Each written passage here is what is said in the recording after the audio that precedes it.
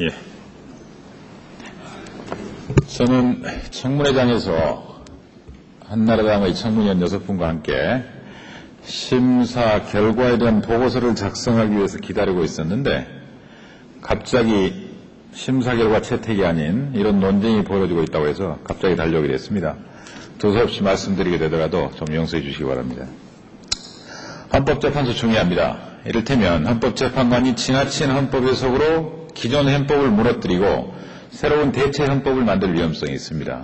그리고 헌법에 대한 잘못된 해석을 바탕으로 선출되지 않은 권력이 선출되지 않은 입법부가 되어서 새로운 법률을 개폐해버리는 그런 엄청난 권한을 갖게 됩니다. 그래서 헌법재판소장의 선임 절차에 대한 논쟁보다는 그분이 가지고 있는 헌법적인 지식, 실력, 비전, 철학들을 검증해야 됩니다. 자, 지금 국회는 근본적으로 우리들의 일을 행정부에 떠밀고 있습니다. 국회에 법안이 제출되면 그 법안을 어느 상임위에서 어느 소관 상임위가 심사하는가는 전적으로 국회 내부 문제입니다. 자, 이 청문회도 특위가 할 것인지 아니면 법사위가 할 것인지는 전적으로 국회 내부의 문제에 불과합니다. 우리끼리의 부끄러운 문제를 청와대의 탓으로 돌리고 참여정부 탓으로 돌립니다. 자, 그러면 한나라당의 이런 논쟁은 타당성이 있느냐? 전혀 타당성이 없습니다. 여러분들이 잘 아시는 국회법 제46조 3은 이렇게 되어 있습니다.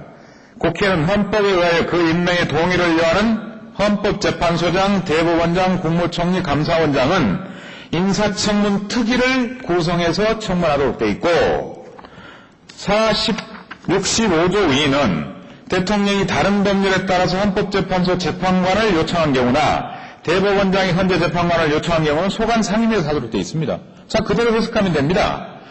대통령이 헌법재판소장과 국무총리와 대법원장과 감사원장과 같은 그런 엄청하고도 막중한 소임을 갖는 사람들에 대해서는 국회는 인사청문 특별위원회를 구성해서 거기서 인사청문을 하고 나머지 재판관들에 대해서는 어디서 하느냐? 소관 상임위에서 해라. 이게 국회법의 취지입니다. 그런데 한나라당 눈에는 46조 3은 일체 보이지 않습니다. 보고 싶어하는 사람 눈에는 보고 싶어하는 것만 보이는 겁니다. 65조 2는 너무나도 뚜렷하게 보이는데 말해서 46조 3 대통령이 특별히 동격을 갖는 국무총리, 헌재소장, 국무총리, 감사원장, 대법원장에 대해서는 특위에서 하도록 분명히 규정이 되어 있는데 이 규정은 애써 무시합니다. 뭐가 문제입니까? 지금 우리 국회는 46조 3조항에 따라서 그리고 국회 운영의 의뢰에 따라서 원내대표단 합의에 따라서 특위가 구성이 됐고 1차 회의 했습니다. 그 다음에 2차 회의에서 헌법재판소장 불러다가 청문했습니다. 그날 오후까지도 잘 진행됐습니다. 갑자기 오후부터 문제가 있다. 무슨 문제냐? 헌법재판소장 겸 재판관이라고 해달라. 포정해달라. 포정해줬습니다. 그럴 때 이번에 뭐라고 그랬습니까? 엉뚱하게 82조를 들어가지고 다시 국회의장께 반송해야 된다. 그래서 국회의장께 의견을 물어서 다시 갖다 줬습니다. 원내대표가 뒤집은 일, 원내대표가 아니 합의한 일을 왜 특위가 최고위원회 결의를 바탕으로 뒤집는 그런 우를 범할 수가 있습니까? 그 다음에요.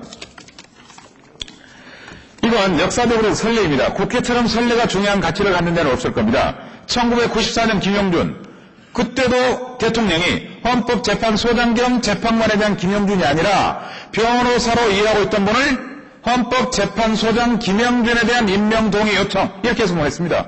그때는 왜 반박하지 않았습니까? 2000년에 윤영철에 대해서도 있었습니다. 그때도 청문회했습니다. 헌법재판소장 윤영철에 대한 임명동의 요청을 이렇게 했습니다. 그리고 국회에서 표결할 때 의원도 헌법재판소장 겸 재판관 윤영철이 아니라 헌법재판소장 윤영철에 대한 임명 동의를 해서 여러분들이 청문 결과를 바탕으로 표결을 했던 겁니다. 그때 표결에 참석했던 분들이 한나라당의 지도부를 구성하고 계십니다. 왜 이제 와서 그 과거를 스스로 부인하시고 국회법의 46조 3이 언행이 존재한지도 불구하고 그 과거를 무시하고 이 헌법 정신을 무시하십니까? 저는 이해할 수 없습니다. 더구나 초선으로서 저는 더 이상 이해할 수 없습니다. 그 다음에요. 작년에 법을 개정했습니다. 자, 들어보십시오. 작년에 법을 개정했습니다. 작년에 청문회를 하지 않는 나머지 헌법재판관이 있습니다. 국회의장이 추천하거나 대통령이 추천하거나 국회의장이 추천하는 헌법재판관에 대해서는 청문회 절차가 없었습니다.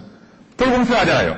그분들을 위해서 우리가 65대 2를 신설을 해가지고 그 나머지 헌법재판관들도 다 청문회를 하자. 국회가 선출한 재판관들은 다 청문회를 하는데 이거 불공평하지 않느냐. 이게 입법 취지고 여러분들이 거기에 동의하셨습니다. 작년 속기록 뒤져보시면 왜 헌법재판관 나머지에 대해서 청문회를 하게 됐는지가 너무나 잘 나와 있습니다. 이런 역사적인 선례, 입법적인 취지, 그 다음에 최근의 합의,